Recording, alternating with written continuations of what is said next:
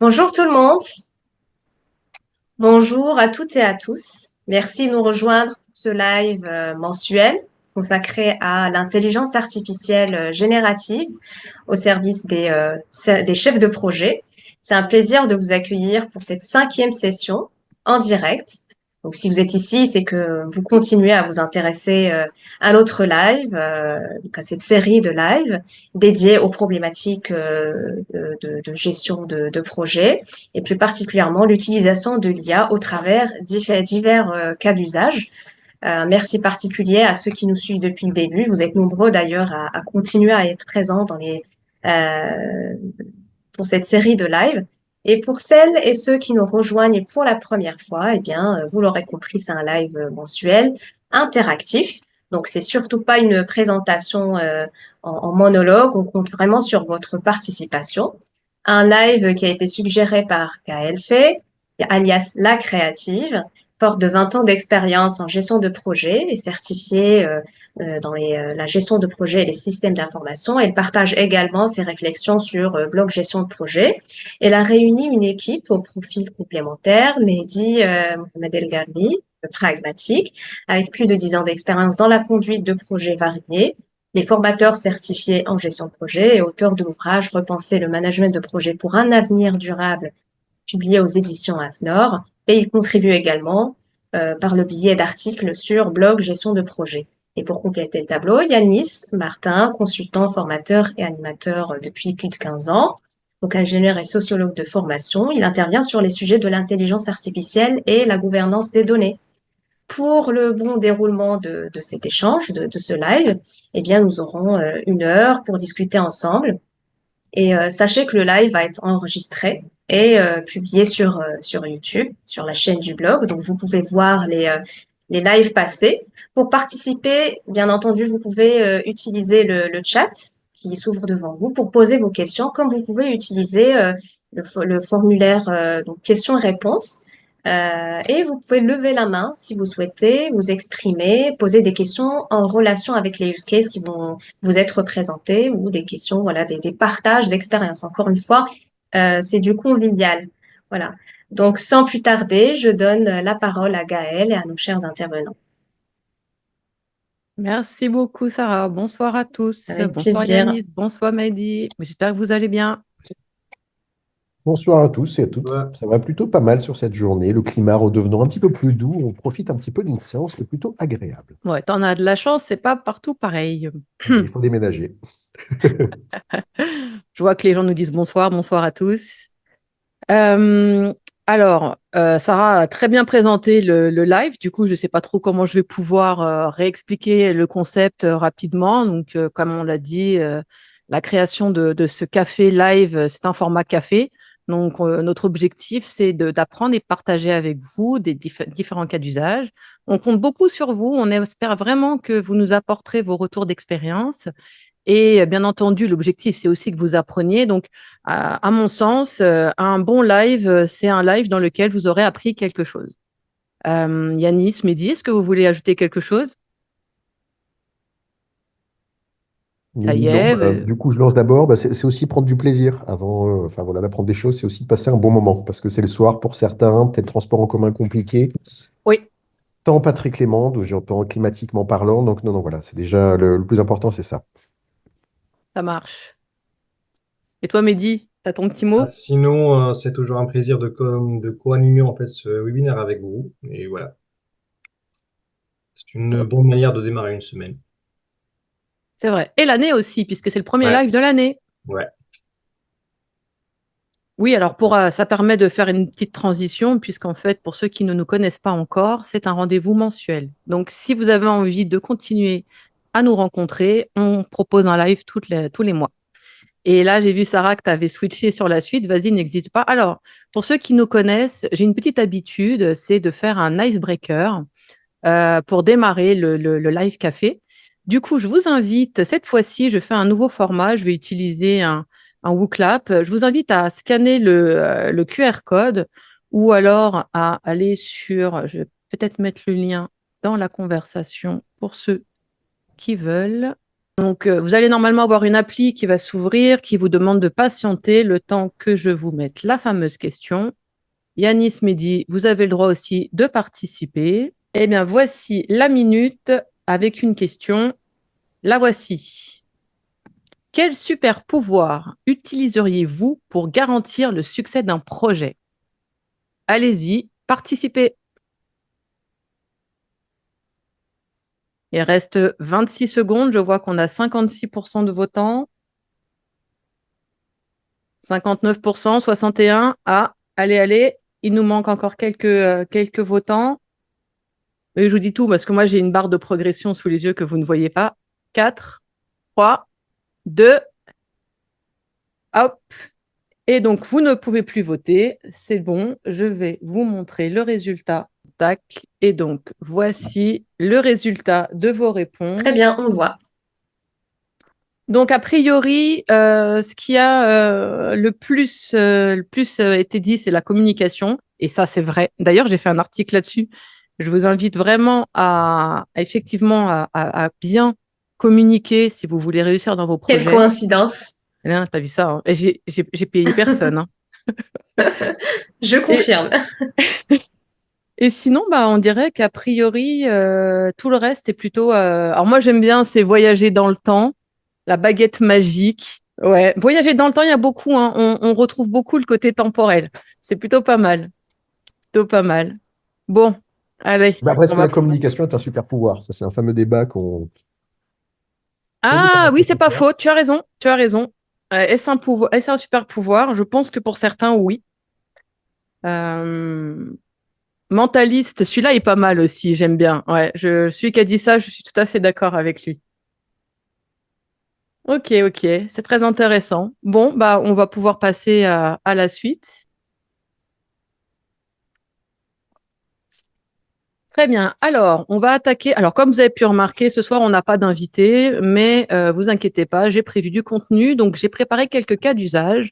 Et comme vous avez dû le voir dans l'invitation faite par Blog Gestion de Projet, les cas d'usage vont tourner autour de Jira et l'IA. Donc, j'avais souvenir que lors d'un live, on avait beaucoup parlé de cela et j'avais promis que je m'y intéresserais. Donc, je l'ai fait. Et dans le prochain cas d'usage, tu peux switcher si tu veux, tu peux aller à la. Voilà. Je vais vous montrer ce que j'appelle un combo IA et Excel. Et à mon sens, à aujourd'hui, c'est vraiment le combo qui vous rendra le plus efficace. Quand vous allez le voir, si vous ne le connaissez pas encore, vous allez être bluffé.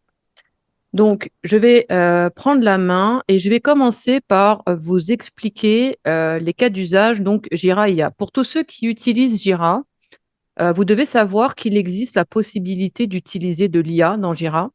Alors, petite tour de table rapidement. Est-ce que tous ceux qui utilisent Jira peuvent répondre oui dans le chat, s'il vous plaît?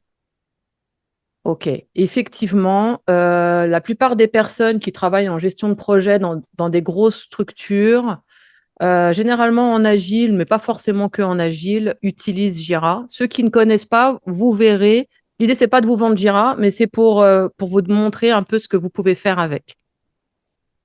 On Alors, peut préciser que tu avais des actions tout à l'heure. non, mais arrête, dis pas ça. En plus, imagine les gens te croient. Donc, on va repartager l'écran en espérant ne pas avoir d'aléas techniques. Encore une fois. Est-ce que tout le monde voit mon écran? Oui. Oui. Très bien. Donc là, ce que j'ai fait, c'est des petites vidéos. Vous vous doutez bien que je peux pas vous faire d'exemple en direct puisque Jira est quand même un outil professionnel. Pour vous donner un peu de contexte, là, ce que j'ai fait, je ne suis pas allée chercher tous les outils d'IA qu'il y a dans Jira parce que certains sont, à mon sens, pas forcément pertinents. Enfin, ils sont pertinents, sinon ils n'existeraient pas, mais c'est pas vraiment la plus-value que je cherche à vous apporter. Là, ce que j'essaie de vous montrer, c'est des choses qui vont vous faire gagner du temps. Vous l'avez dit tout à l'heure dans le nuage de mots, le gain de temps, le temps est très important. Donc là, je vais vous montrer une petite vidéo où en fait, j'ai tout simplement créé une story que j'ai appelée formation RACI, un truc tout bête. Et ce que je vais faire, c'est que j'ai demandé à Jira de me proposer des tickets enfants, à savoir un découpage de cette formation RACI en sous-tickets. de manière à ce que, assez rapidement, il me fasse des propositions. Donc, je vais vous montrer. Je vous laisse regarder la vidéo. Ça va être un peu rapide. S'il y a besoin, je vous la repasse. C'est parti. Donc là, ticket enfant suggéré. Vous voyez qu'il génère, donc là, il réfléchit, et il me génère différents sous-tickets que je n'ai plus qu'à accepter et ils seront automatiquement créés dans Jira. Non seulement ça, mais en plus de ça, il y aura un petit descriptif dans chacune des sous-tâches. Donc ça, j'ai trouvé ça très puissant. Là, vous avez vu dans la vidéo que c'était écrit en anglais. Vous pouvez aussi lui demander de le traduire en français. C'est au choix. Donc ça, c'est le premier cas. Est-ce que ça vous inspire déjà quelque chose? Rappelez-vous, on est dans l'échange. Est-ce que quelqu'un veut intervenir sur ce cas?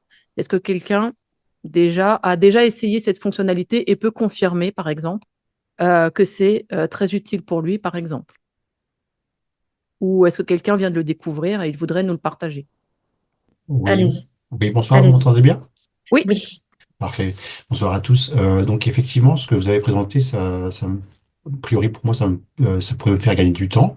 oui, Par contre, j'ai une question. En fait, et je ne sais pas si vous sauriez me répondre. Je suis nouveau dans l'IA. Et quelle différence on peut faire entre ce que vous venez de montrer là, qui génère automatiquement beaucoup de travail, si j'ai bien compris, très facilement, oui. et un développement classique qu'on aurait demandé pour améliorer une fonctionnalité dans Jira, un développement de code pour proposer une amélioration.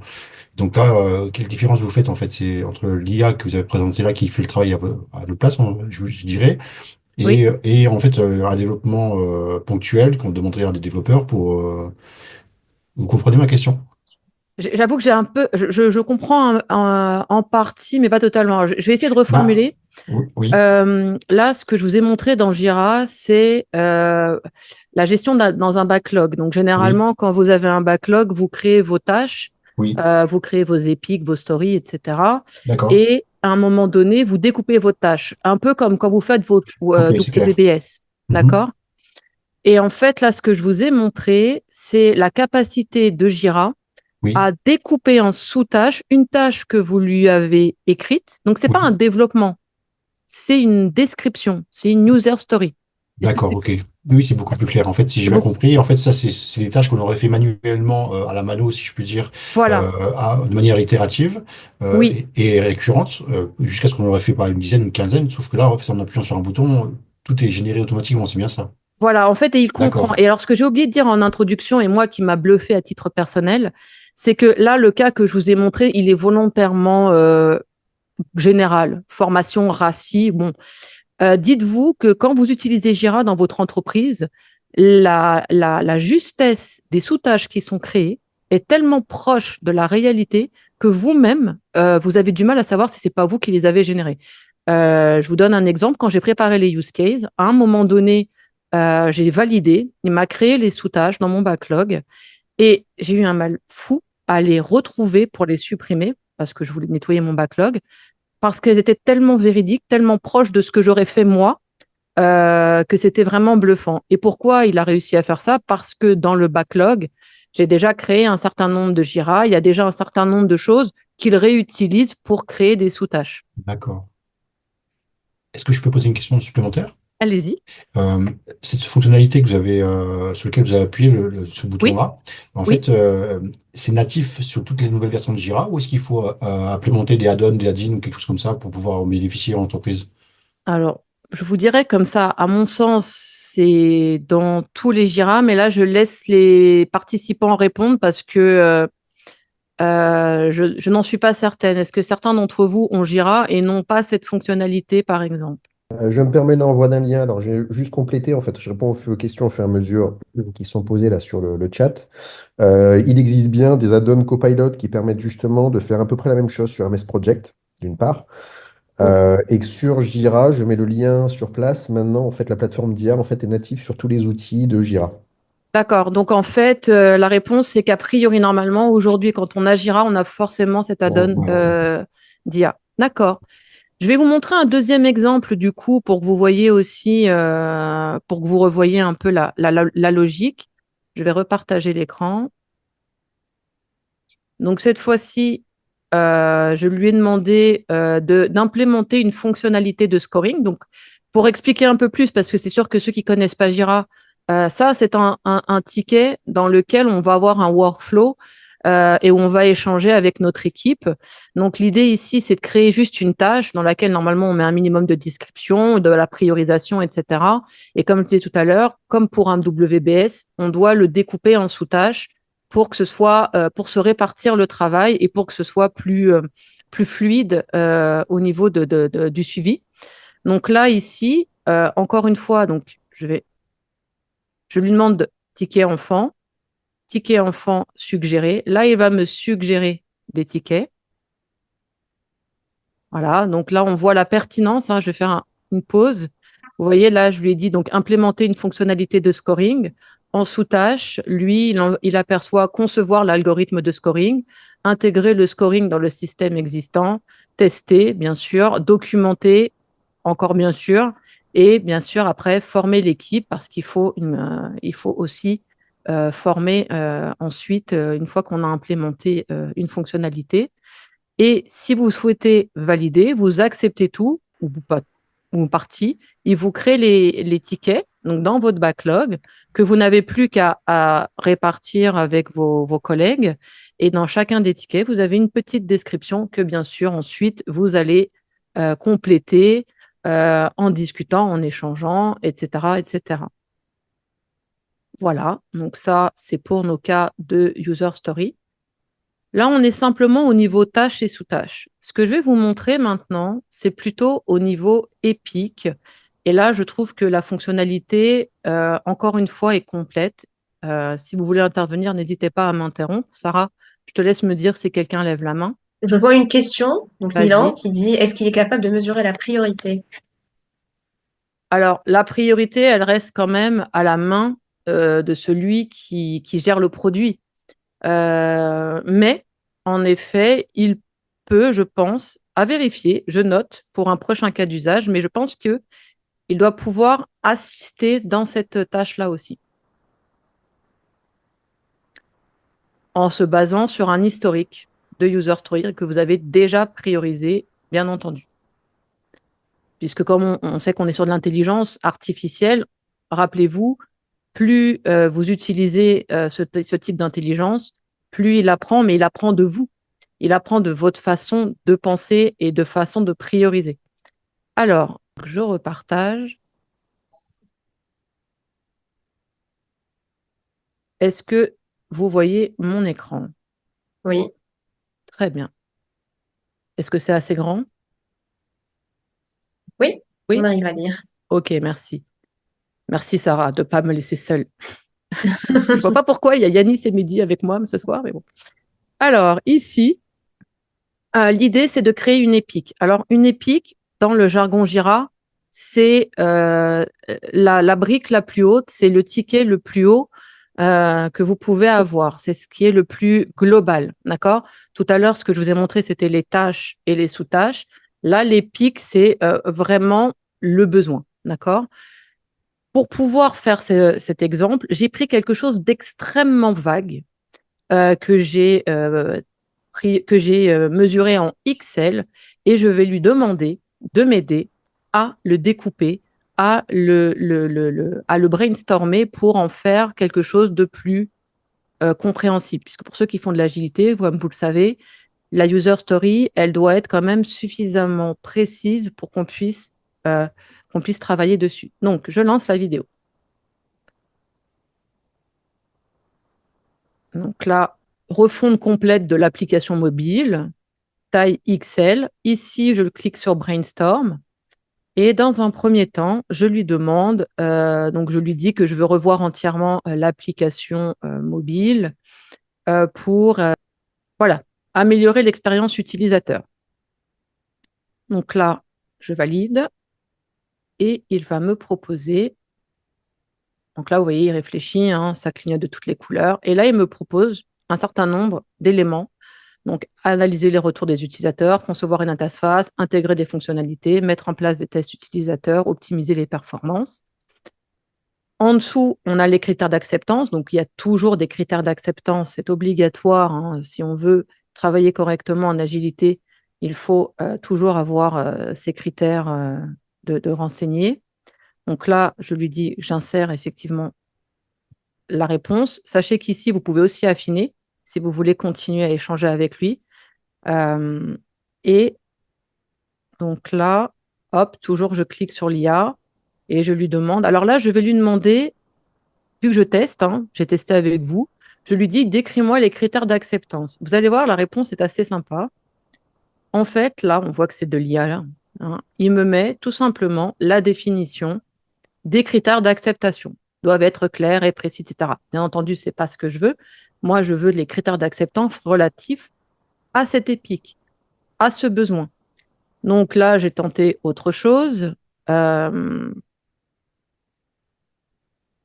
Voilà, je lui dis donne des exemples de critères d'acceptance. Pour vous dire que là, le prompt est quand même obligatoire. Hein. Il faut quand même réfléchir avant de lui demander quelque chose de ce type de sujet. Et là,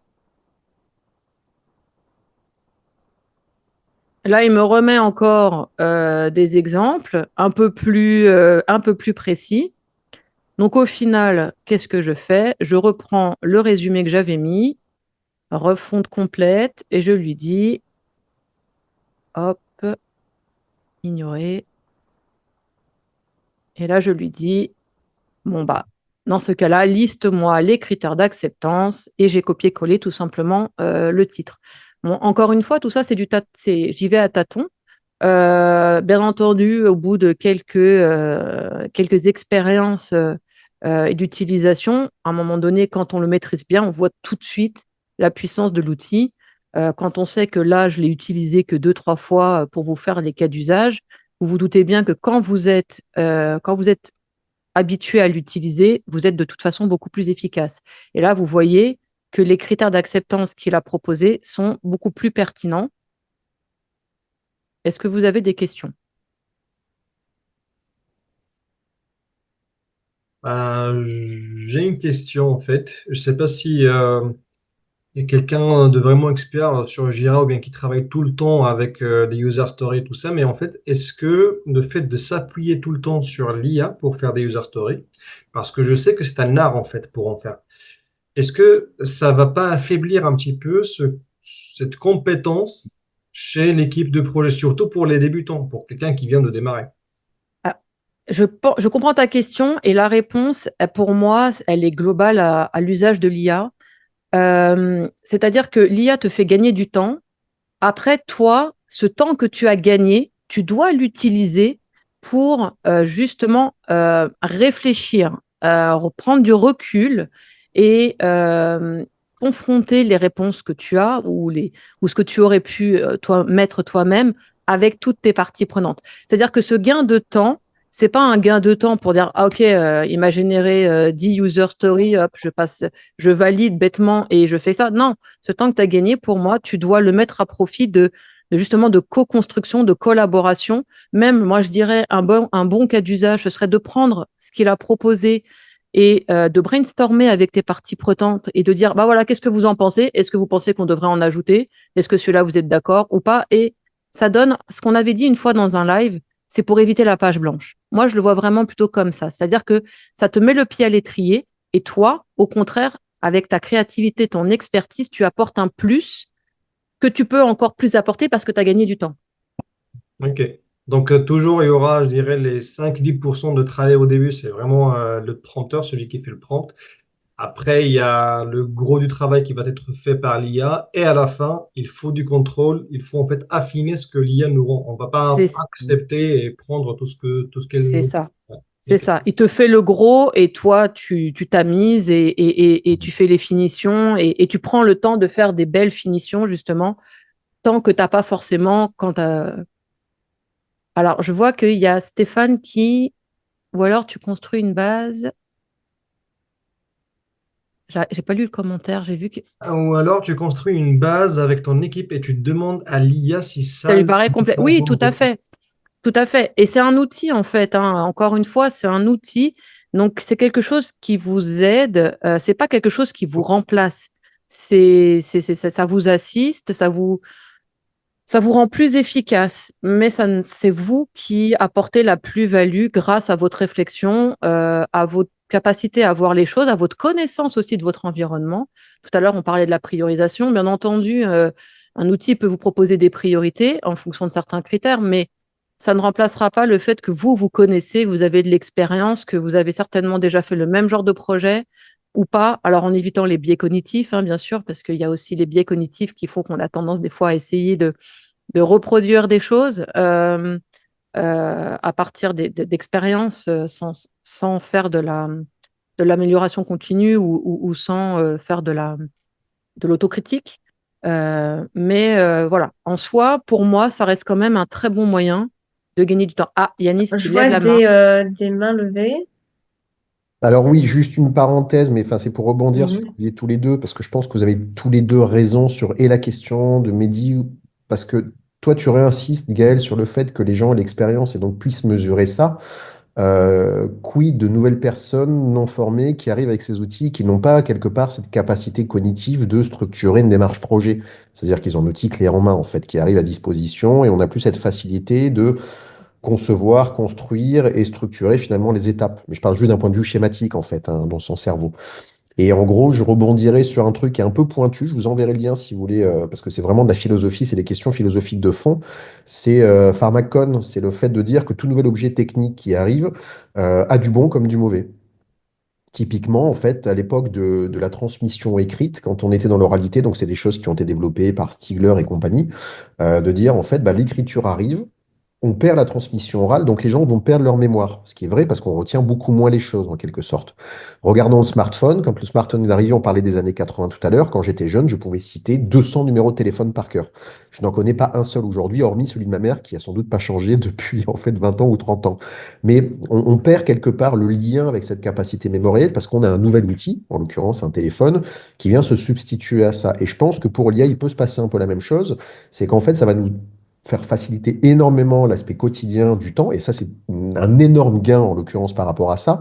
Là où je pense qu'il faut être vigilant, c'est le fait de se dire que c'est surtout avec des gens qui ont déjà cette expérience qu'on peut avoir accès à ces outils-là, mais si on se prémunit de perdre, enfin, pardon, je reprends, si on ne se prémunit pas de perdre, en fait, nos capacités, nos connaissances sur ces sujets, on peut passer à côté de certains loups parce que, à un moment donné, on maîtrisera plus les objets.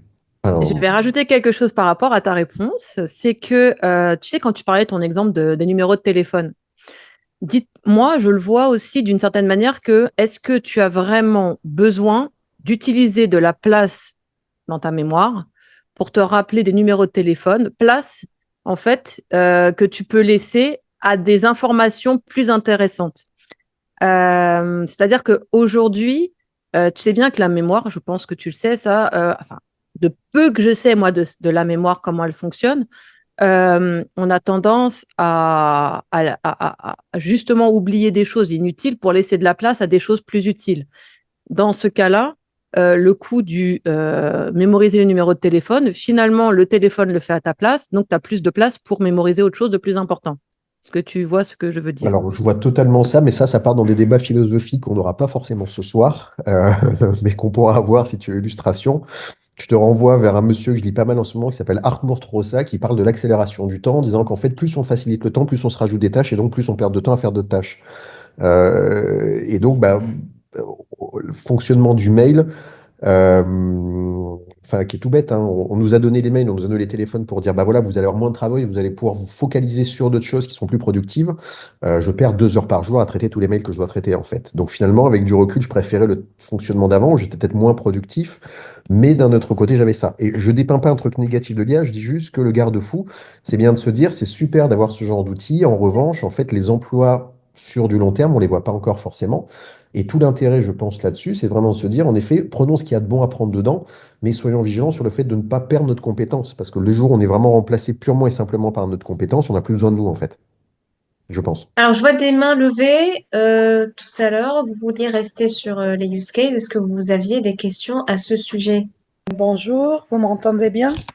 Oui, on vous entend. Je suis donc Scrum Master dans une entreprise de développement et donc j'utilise Jira quotidiennement, chaque jour. C'est ma première fois avec vous, donc je voyais que l'événement était intéressant. Nous aussi, dans l'entreprise, on fait des cafés agiles. On parle aussi autour de l'agilité, de l'amélioration continue. On partage les expériences et tout. Et du coup, je trouvais que votre réunion, c'était vraiment intéressante. Et j'ai vu l'utilisation, pour moi, en fait, pour les user stories, parfois quand on est obligé, il n'y a pas un product owner, donc on essaie vraiment on va générer de l'US en utilisant ChatGPT. Je savais pas qu'il y avait l'IA dans Jira. Et donc, je pense que c'est pareil. En fait, il faut juste on peut trouver tout aussi avec le ChatGPT. Donc, je pense que l'IA intégrée dans Jira, peut-être c'est pareil que ChatGPT. Hein. Je pense que ça, Bah, c'est... c'est même mieux quelque part parce qu'en Oui, fait, il va utiliser ce que vous avez déjà dans Jira. Donc, oui, c'est-à-dire qu'en fait, si vous avez, par exemple, plusieurs fois le même type de user story et que vous l'avez traité d'une certaine manière, il vous proposera tout de suite des sous-tâches ou d'autres user stories qui seront en rapport avec ce que vous avez déjà l'habitude de faire. Et c'est là où c'est bluffant, en fait. C'est ce que je vous disais tout à l'heure quand je disais, moi-même, quand je l'ai fait, à un moment donné, j'ai douté de est-ce oui. que c'était l'IA qui l'avait généré ou est-ce que c'était moi parce que c'était vraiment trop proche de ce que j'aurais pu découper moi-même. Exactement. Et du coup, moi, j'utilise toujours pour, par exemple, comme vous avez des critères d'acceptance. Parfois, c'est pour aussi faire les partages des tâches et tout. Et Oui, parfois aussi, je l'ai utilisé une fois pour faire générer un wireframe en fait, low fidelity, pour un design UX UI, on va dire. Parce qu'en fait, pour les tickets ou les user stories, on a toujours besoin d'intégrer un design ou bien on va dire comme un prototype dessiné en fait pour savoir où mettre par exemple un bouton, où mettre la barre de recherche et tout. Donc j'ai même généré avec l'IA du wireframe. Donc j'ai pu le télécharger en document quoi. Donc c'était vraiment efficace. Comme ça, tu es sûr que l'équipe de développement est, donc même si tu n'as pas un designer avec toi pour faire l'expérience, user experience ou user interface, donc tu peux utiliser ça pour générer un wireframe. Comme ça, tu es sûr que l'équipe essaye de mettre le design, le même design que ce que tu as pensé toi. Et mais je pense que si parce que moi j'utilise en fait 2 Jira. J'ai un Jira qui est donc comme tout le monde en ligne et tout, et l'autre c'est un Jira en promise. Je sais pas si vous connaissez, c'est spécifiquement donc pour l'entreprise. Et pour ça, je pense que tu peux pas intégrer l'IA dedans parce que peut-être c'est un truc on va dire, destiné à une entreprise. Donc, par rapport aux normes de confidentialité et sécurité, donc je pense pas qu'il utilise l'IA pour ne pas lire toutes les détails ou les data que tu as dans tout ce qui est ticket et tout. Je pense que j'ai pas ça dans le gérant en promise, en fait. alors je pense que si, parce que les cas d'usage que je vous ai présentés là, je l'ai fait sur deux environnements différents, un Ok, sur du on-premise et l'autre sur en ligne. Mm. ok, ok, ça marche. Parfait. Alors, je vais essayer dès demain ça. Mais franchement, je savais pas qu'il y avait l'IA intégrée et je me suis dit, bon, c'est plus facile comme ça, tu fais pas le chat GPT, copier-coller, tu vois, et parfois tu Oui, essayes. Et par rapport à ce que vous dites, que oui, c'est vrai que ça fait vraiment gagner du temps, ça c'est sûr, mais il faut toujours réviser ce que le chat GPT ou l'IA il te donne, parce que parfois il te donne un truc générique et toi, tu n'as pas besoin de ça, tu as besoin plutôt de plus de détails ou bien il faut lui en fait donner un autre prompt, ça veut dire une autre commande que lui il essaie de détailler plus. Donc il d'accord. faut gagner ce temps que tu as déjà gagné au départ pour vraiment bien réviser et ne pas mettre tout. Parce que maintenant, tu sais, si on lit les articles et si on lit les trucs, c'est toujours partout, c'est pareil maintenant. Tu sens que le style de ChatGPT, tu vois, ou l'IA est grosso modo. Donc, il faut toujours garder cette, on va dire, touche humaine Tout à dans tout fait. ce qui est écriture, en fait. Complètement. Oui, oui, Jamel, on vous entend. Oui. C'est vous qui avez la parole? Oui, Oui. oui, c'est Jamel. Bonsoir à tous. Donc, je voulais juste réagir. Ah, attendez, j'ai mis un casque. En fait, j'ai voulu réagir par rapport à Jira. Je pense que dans des use cases standards, l'IA peut être un apport. Par contre, moi, dans mes équipes, en fait, on l'utilise régulièrement. On est toujours sur des cas spécifiques. En fait, les use cases qui ont été déclinés, ils sont tellement spécifiques que finalement, l'utilisation de l'IA peut être contre-productive. Pour rejoindre un peu ce que disait tout à l'heure Mehdi, en fait, je pense qu'il y a un moment donné, il faut peser le pour et le contre. Tout à fait. Voilà. C'est-à-dire que quand on reste dans du général, par exemple, je vais prendre une stratégie de recette ou une stratégie de test, Tout à je fait. pense que ça s'y prête. Mais dès qu'on commence à rentrer dans un niveau en dessous, là, vaut mieux faire des copier-coller, puisqu'on peut dupliquer des use cases dans Jira. C'est plus efficace de faire ça que finalement de passer par l'IA. Voilà. Je suis complètement d'accord, surtout qu'en plus, comme je disais tout à l'heure, là où c'est vraiment puissant, c'est quand vous posez des questions que vous avez déjà eues. Quand vous êtes dans du spécifique, comme vous êtes en train de le dire, forcément, c'est plus compliqué. Et après, j'avais une deuxième question, excusez-moi, je profitais. Allez-y. Le côté RGPD, alors je ne sais pas les données qui sont dans un Jira, mais si jamais, par exemple, il y avait des données sensibles ou personnelles. Vous êtes à l'intérieur de Jira, donc c'est de l'IA de Jira dans Jira. Dans la mesure où vous avez accès à Jira, vous avez forcément accès aux données qui sont dedans. En fait, il va pas c'est hermétique. Je ne sais pas si ça répond à votre question. Non, c'est le fait d'utiliser justement une IA, justement une intelligence artificielle et la gestion des données personnelles, en fait. Mais en fait, si vous voulez, cette IA, elle est intégrée à Jira. Elle fait partie Oui. Par exemple, je vais prendre le cas de figure où quand vous êtes en réunion, vous pouvez utiliser une intelligence artificielle qui va vous produire des comptes rendus. Ça existe. Et pour pouvoir autoriser l'utiliser en fait chez un client, il faut un accord du client. Oui, alors je vois de quoi vous parlez. Effectivement, on en a déjà parlé lors de précédents lives. Alors, excusez-moi, j'étais restée sur le cas d'usage d'IA dans Jira. Vous parlez de l'IA de manière générale. Excusez-moi. Non, mais on ne s'était pas compris, ça arrive. Et là, je vais laisser Mehdi rebondir parce que c'est son dada, ça, la sécurité avec l'IA.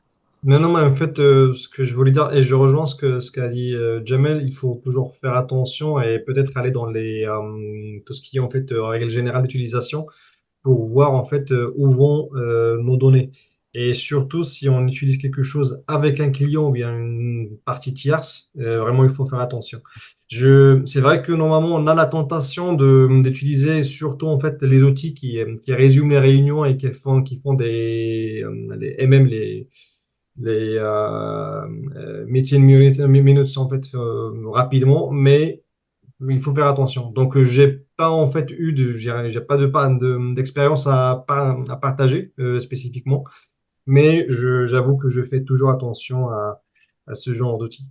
Et alors, en parlant de résumé, ça m'amène à quelque chose aussi, parce que là, du coup, Jira, je l'ai un peu pris en long, en large et en travers pour ce soir. Sachez qu'il y a aussi la possibilité, alors je comprends Jamel sur le fait que sur les user stories, le découpage peut ne pas être très fin. Une autre fonctionnalité d'IA que j'ai vue dans Jira, qui est très pratique pour ceux qui utilisent Jira et qui ont tendance à échanger beaucoup dans certaines Jira, c'est qu'il existe la fonctionnalité résumé. C'est-à-dire qu'en fait, vous faites un résumé de tous les échanges. En fait, l'IA vous fait un résumé de tous les échanges qu'il peut trouver dans une Jira. Et ça aussi, c'est très pratique. D'accord. Jamel, je vois que vous avez encore la main levée. Est-ce que vous voulez encore intervenir? Non, du coup, c'est parfait pour moi. Merci. Merci. Je vous en prie. Est-ce que quelqu'un d'autre veut intervenir ou est-ce qu'on peut passer à la suite éventuellement, sachant que la suite parle de combo IA et Excel? Vas-y, Gaëlle. D'accord. On reviendra sur Jira. J'ai vu que ça vous avait bien plu. On refera quelques cas là-dessus, si vous voulez. Alors, donc, cas d'usage, IA Excel. Alors, je ne sais pas si vous vous souvenez, mais précédemment, dans d'autres lives, je vous avais montré des combos où on demande à ChatGPT ou un autre outil du même style, parce qu'il y en a beaucoup maintenant, il y en a de plus en plus avec DeepSeek notamment, etc., de générer un document qu'on pouvait intégrer dans un outil collaboratif pour pouvoir effectivement, par exemple, prioriser, partager les tâches, etc., etc. Là, ce que je me suis dit et ce que j'ai découvert, c'est la capacité d'intégrer dans Excel des plugins d'IA qui vous permettent directement dans Excel de générer un résultat. Est-ce que tu peux remontrer, s'il te plaît, Sarah, la slide avec le résultat? Ah, j'ai oublié quelque chose. Excusez-moi. Si vous avez toujours le QR code, ouais, tu peux partager en même temps, parfait. Si vous avez toujours votre application ouverte sur le QR code de tout à l'heure, j'ai une autre question à vous poser, notamment sur les cas Jira.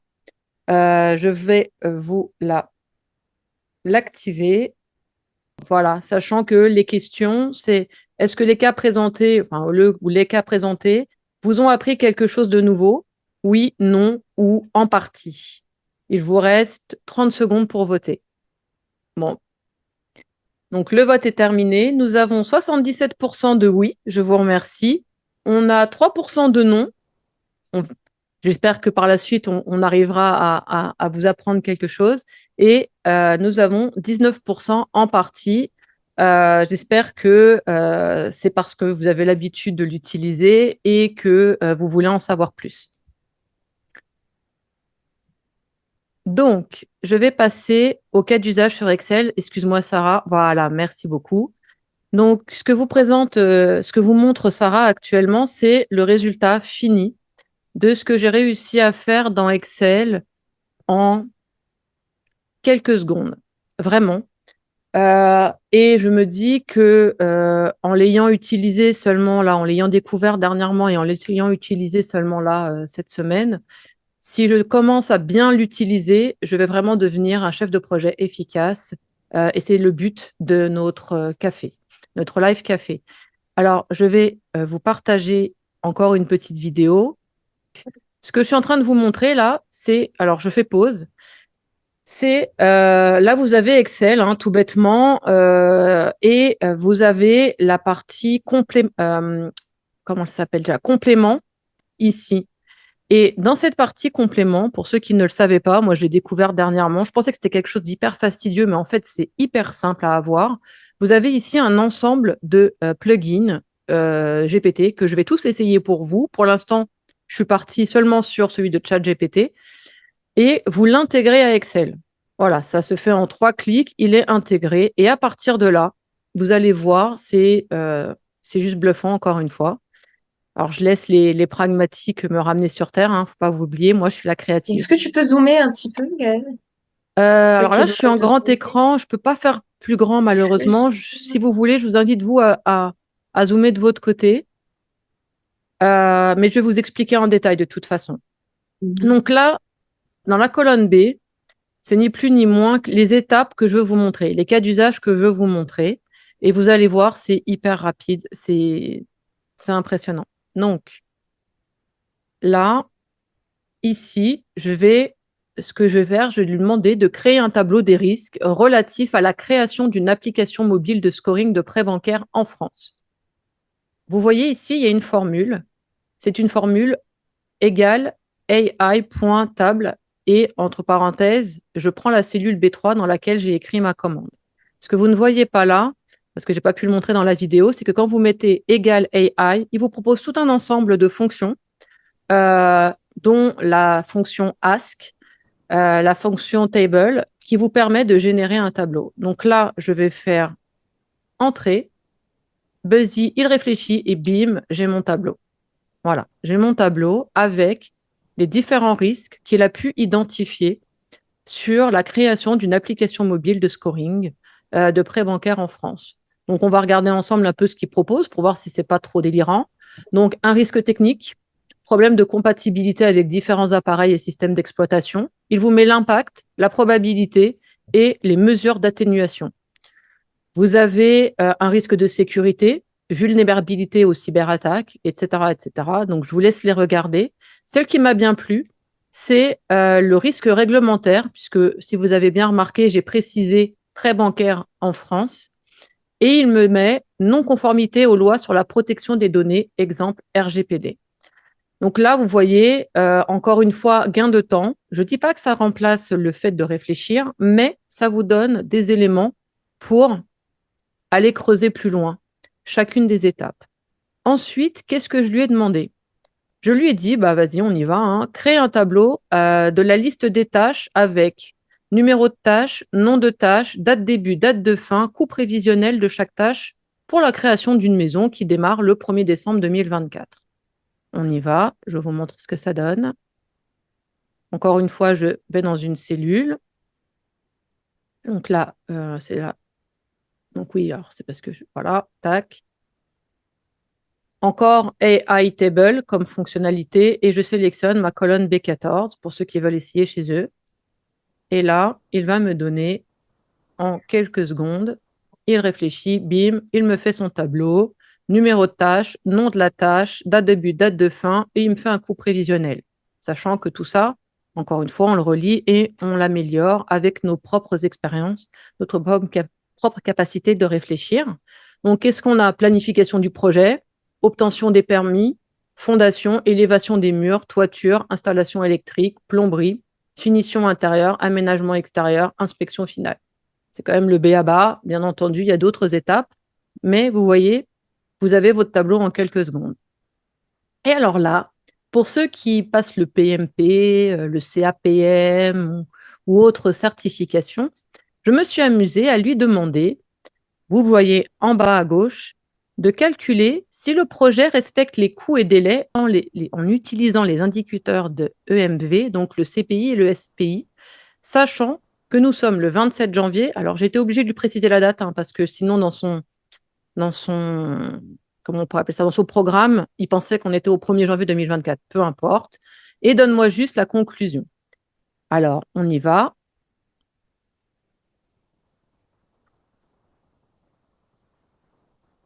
Donc, je vais aller dans la colonne, dans la cellule E. Je vous invite à être attentif. Encore une fois, donc là, je lui fais, cette fois-ci, vous avez vu, je n'ai pas mis AI table, j'ai mis AI.ask. Parce que là, clairement, je lui pose une question, je lui demande, c'est un prompt, hein, je lui demande de réfléchir et de me mettre le résultat ici. Donc, je sélectionne le tableau, bien sûr, le tableau qui m'intéresse, donc celui du dessus.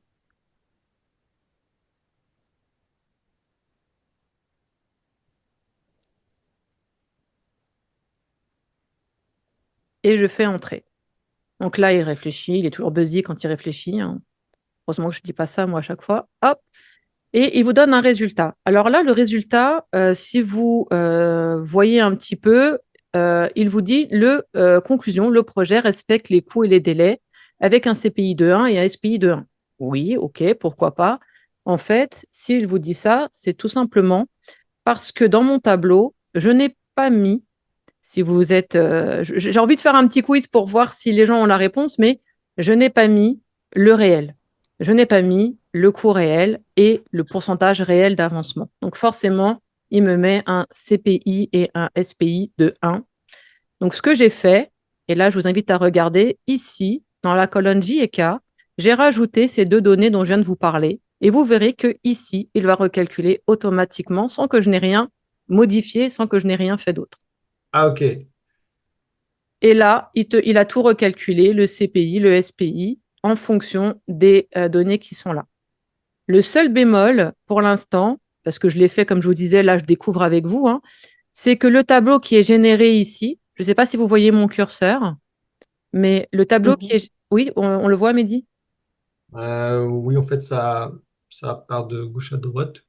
Oui, bah voilà. Donc là, en fait, le tableau qui est là, qui a été généré, j'ai essayé de modifier directement les valeurs à l'intérieur et en fait, ça le fait planter. Donc, je pense que si on veut s'amuser à modifier les valeurs, il faut tout simplement reprendre le tableau, le copier, le coller, juste prendre les valeurs et repasser à l'étape suivante de lui demander de calculer. Et vous voyez là où c'est impressionnant, c'est qu'il donne clairement les formules de calcul qu'il a utilisées. Je vois une Vraiment. question, comment intégrer Copilot au chat GPT sur Excel? On est d'accord que ça appartient à la suite Office, Copilot. Alors, oui, alors Copilot, c'est encore un autre cas. Je voulais, à un moment donné, faire la comparaison entre les deux, mais j'ai tellement été bluffée par ce plugin qu'en fait, j'ai tout fait dans ce plugin, mais ça fera partie des éléments qu'on fera plus tard. Là, on n'est pas avec Copilot, hein. Faut vraiment le savoir. Là, on est sur un outil qui est gratuit. C'est-à-dire que vous avez juste à installer le plugin dans Excel et vous l'avez gratuitement. Alors, la limite, c'est, je sais plus, 500 et quelques, je sais plus trop quoi. Enfin, il y a quand même une limite, mais avec tous les cas que j'ai faits pour ce soir, j'ai jamais atteint la limite. Et pourtant, je l'ai challengé pour vous préparer un cas à peu près pertinent. Donc, c'est que de façon gratuite, il y a de quoi l'utiliser dans votre gestion de projet, tout simplement. Alors, quel est le nom de l'outil? Alors, c'est ChatGPT for Excel. Voilà, pour ceux qui demandent. Mais il y en a d'autres, hein. On les essaiera tous, hein. Et après, on fera des tableaux comparatifs si vous voulez. Et s'il y en a que vous voulez proposer, n'hésitez pas. Je me ferai un plaisir de regarder ce que ça vaut et qu'on en discute tous ensemble.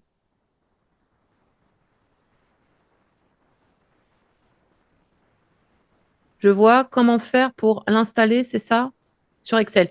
Alors, ce que j'ai montré tout à l'heure, c'est quand vous ouvrez votre page Excel, vous allez tout en haut à droite, en dessous, accueil. Vous cliquez sur accueil, vous avez le bandeau qui apparaît et tout en haut à droite, vous avez complément. Et quand vous cliquez sur complément, vous tapez ChatGPT et là, vous en avez plusieurs qui vont apparaître. Celui-là, il s'appelle ChatGPT for Excel. Vous le validez et c'est bon. Ah, Google Sheet, bonne question. Ça fait partie des cas d'usage que je pourrais essayer pour la prochaine fois, Marivonne. Bonne question, très bonne question. Je me permets un commentaire. En fait, pour les 3 exercices, c'est vraiment impressionnant.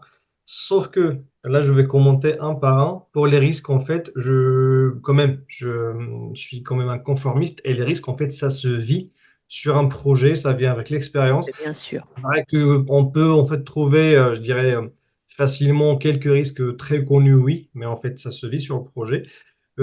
Pour, par exemple, la partie, ou bien le 3e exercice, je vais y aller directement. Pour le calcul, en fait, de tout ce qui est, en fait, valeur acquise, c'est, en fait, le calcul, c'est bien, sauf qu'en fait, sur les projets qui sont réels, si on veut appliquer vraiment la méthodologie, je dirais, donnée par le PMBOK, par exemple, parce que c'est là où on parle franchement de la valeur acquise, c'est pas toujours évident. Surtout avec des plannings qui changent, avec des changements de périmètre, c'est vraiment difficile même pour une IA. Je veux dire, c'est parfois difficile, mais si on a des cas qui sont simples, ça, en fait, c'est vraiment bluffant, c'est vraiment impressionnant. J'aurais tendance à te dire que ça te simplifie grandement les choses dans la mesure où tu as juste ton tableau que tu mets à jour et ensuite tu as ton fichier Excel qui calcule tout seul. Donc au final, tu gagnes du temps. Bien sûr, il faut le relire. Alors attention parce que là, je vous présente ça, c'est fini, ça a l'air abouti, ça a l'air magique, etc. Ça a l'air super, mais il m'a quand même fait des espèces d'hallucinations quand il a calculé le CPI, le SPI. Ouais. J'ai quand même bien vérifié qu'il avait calculé la planned value correctement, learned value correctement, et quelquefois, il a cafouillé. Donc, faut pas prendre encore une fois pour argent comptant le résultat. Néanmoins, enfin, c'est un gain de temps phénoménal sur des choses qui sont très. C'est comme lorsque la calculatrice est arrivée et qu'elle t'a permis de faire des calculs que tu aurais mis plus de temps à faire sur un papier avec un stylo, quoi. Enfin, on est surtout sur cette échelle-là pour moi. C'est le gain de temps, encore une fois, qui te permet après de te poser et de réfléchir. Oui, Alors, on arrive déjà à la fin, mais on peut prendre quelqu'un. Je vois Véronique qui a levé la main. Est-ce qu'on peut prendre une dernière personne pour s'exprimer? Oui, Véronique? Allez-y, vous Euh, avez la main. Bonjour, vous m'entendez? Oui, parfaitement. Bonjour à tous et merci beaucoup pour cette présentation. J'ai une petite question. Alors du coup, j'ai hâte d'essayer l'IA dans Excel. Je Top. connais Jira et franchement, oui, je comprends le gain de temps que ça permet. Effectivement, dans tout ça, en fait, c'est surtout le gain de temps sur certaines Oui, choses que ça nous permet. Je voudrais savoir si sur Excel, ça nous aide à faire les plannings, à construire les plannings. oui, oui, Plus oui. facilement que manuellement, en fait, au niveau des Oui, non, mais formules, au niveau de... complètement, complètement. Et je pense que ça fait partie des cas que je présenterai par la suite. Là, vraiment, imaginez que là, ce que je vous ai montré ce soir, c'est juste quelques heures de pratique. C'est juste D'accord. quelques heures d'expérience. Donc, en creusant un peu plus, bien entendu, je vous présenterai des choses beaucoup plus abouties. Et surtout, comme on l'a dit en introduction, c'est collaboratif. Si vous voulez qu'on vous fasse des cas particuliers, mentionnez-les. Moi, je me base sur ce que vous voulez voir et sur ce que vous allez répondre au sondage que Sarah donne à chaque fin de café. L'idée, c'est qu'on échange sur les cas qui nous intéressent dans notre quotidien, pas sur de la théorie. D'accord. Merci beaucoup. Je vous en Et prie. parce que les plannings, franchement, j'aime les faire manuellement en fait pour bien les gérer, pour Oui, avoir plus la main dessus. Et c'est vrai que si ça permettait de générer plus facilement les formules, oui, euh, mais voilà. c'est exactement ça. En fait, dans le même état d'esprit, je ne sais pas si vous avez bien vu, mais dans le fichier, j'ai mis des phrases en langage naturel, hein. Oui, De la même manière, vous pouvez lui dire, je voudrais, fais-moi un tableau et dans la colonne H, je voudrais que tu me fasses le calcul. Enfin, vous lui dites simplement ce que vous voulez qu'il fasse et il vous génère la formule. Donc, si vous ne la génère pas automatiquement, au pire, il vous la donne, vous la copiez-collez et c'est réglé. d'accord. Oui, je pense que ça permet de, comme je disais, en fait, ce que je retiens surtout, c'est gain de temps et ça permet de, faut pas le prendre pour content, en fait. Il faut rebondir dessus et avoir une vision. Ben, ça nous donne cet élément. Qu'est-ce que je peux faire de ça pour aller plus loin, en fait, je pense. Voilà. Tout à Toujours fait. avoir un regard pour plus aller plus loin. Exactement. Et en fait, ça me permet de faire une transition sur l'icebreaker qu'on a fait au début. Vous avez été très nombreux à dire que l'élément essentiel, limite super pouvoir qu'il faut avoir, c'est la communication. Bah là, c'est pareil. En fait, ce gain de temps, c'est du temps que vous pouvez mettre à profit de la communication sur vos projets, justement. C'est-à-dire que ce qu'il va vous générer, ça va vous permettre d'aller vers les gens, de communiquer avec eux, de leur demander leur avis, de partager, de co-construire. D'accord. Ben, merci Merci beaucoup à tous les trois Véronique. hein, pour cette. Alors, je vois. Merci. J'ai vu votre question, Véronique, et on va faire ça. Donc, oui, Yanis, du coup, tu peux partager, Sarah? Oui, C'est c'est fait, c'est fait fait. déjà. C'est fait. C'est fait? Ah, bon, bah, j'ai encore Ah, le partage qui a sauté. Bon, c'est pas grave. Allez. en gros, c'était pas tellement. En fait, je sais pas s'il y a une question. En fait, c'est plus en fait une observation sur une discussion qu'on a eue il y a quoi maintenant un petit mois, justement sur l'histoire de projets de GNI abandonnés en l'occurrence. Et je m'étais soumis à l'exercice en fait avec mes élèves. Et donc tous les élèves que j'ai à l'université d'Avignon en l'occurrence, où on enseigne des matières autour de l'IA principalement, se sont dit bah oui, mais en gros, s'il y a 30% des entreprises qui abandonnent, ça vaut pas forcément le coup. Et c'était intéressant de voir la perspective des élèves qui considéraient que 30% c'était une perte, alors que le modèle à voir, c'est de se dire qu'il y a 70% des projets qui vont justement être menés à terme. Donc voir aujourd'hui en fait l'aspect verre à moitié vide, sous-entendu en fait bah, ça va pas forcément marcher, il ne faut pas y aller. Non, la problématique étant surtout par rapport aux questions qu'on vient de voir passer dans le chat sur le projet Stargate, en fait un investissement massif, je crois de 500 milliards de dollars si je dis pas de bêtises. Euh, c'est beaucoup, en l'occurrence. Mais ça veut bien dire que ça devient un enjeu, en fait, enfin, pour le coup, a fortiori international pour chacun des pays et aussi, en fait, pour le coup, malheureusement, des entreprises. Donc, se dire, en fait, aujourd'hui, alors, ce serait intéressant de voir si fin 2025, pardon, il y aura justement des résultats, mais bien être, comment dire, en phase avec vos entreprises, les organisations dans lesquelles vous pilotez, en disant bien que même si, en tant que chef de projet, vous n'avez pas forcément une vue stratégique sur les enjeux d'entreprise, c'est à vous parfois aussi de forcer un peu les points pour que ça avance en l'occurrence et que ce soit justement adopté. Je me permets juste une illustration pour terminer. Je commence à bosser prochainement avec un bureau d'études dont l'adoption de l'IA va se faire principalement euh, enfin, comment dire, a été initié par les salariés qui ont fait la demande aux dirigeants. Les dirigeants, au début, étaient plutôt réticents, ont fini par finalement accepter. Et plusieurs projets autour de l'adoption d'IA commencent à se mettre en place, dont justement l'adoption de GenAI, en fait. Voilà dans les grandes lignes. Donc, en fait, se dire on n'est pas inclus dans une dynamique parce qu'on n'est pas un vue stratégique, bah, en fait, si on a besoin d'outils, l'entreprise peut aller forcément dans ce sens, d'une part. Et de deux, aujourd'hui, je pense que malheureusement, en fait, on n'est pas dans une bulle spéculative qui était censée exploser comme la blockchain l'a fait, étant donné que je ne connais pas beaucoup de personnes qui ont un usage quotidien de la blockchain, hormis quelques personnes qui font la crypto-monnaie ici et là. En revanche, je ne connais pas aujourd'hui une seule personne qui n'utilise pas presque au quotidien de l'IA chez lui. D'accord avec ça, Mehdi ou Gaël, ou pas du tout? D'accord. Ouais. Ok, salut, à bientôt, c'était sympa. C'était le mot de la fin. Non, mais c'est des questions intéressantes. Enfin, voilà, en se disant, voilà, statut, ça pourrait être intéressant de voir ça dans l'année. Qu'est-ce qui va justement émerger en fait dans les entreprises? Et moi, je vois beaucoup d'entreprises aujourd'hui qui ont leur chatbot, qui ont développé des moteurs Mhm. dits, en fait, génératifs, qui ont absorbé ou téléchargé des choses. Et j'ai l'impression que c'est quand même parti pour être durable dans les entreprises, dont fatalement une solution SAS comme, comment dire, tu nous as montré à l'instant avec l'IA pour Jira, en fait, enfin, qui va devenir de toute façon native et qui l'est même déjà maintenant, de toute façon. Tout à fait. Merci à vous. Donc, j'en ai profité pour lancer les deux sondages. L'un sur l'horaire. Je vois que vous préférez tous 18h30 pour les prochains lives. Et un autre pour, vous sonder sur vos attentes, vos préférences. Ce que vous avez apprécié le plus ou le moins pour ce live. Merci à tout le monde d'avoir participé à ce live. Merci à nos chers hôtes. Un dernier mot, Gaëlle Bah, écoutez, et à moi, je suis Miss Mehdi. ravie. À la prochaine. Et pensez à m'envoyer vos cas d'usage pour que je puisse vous les décortiquer.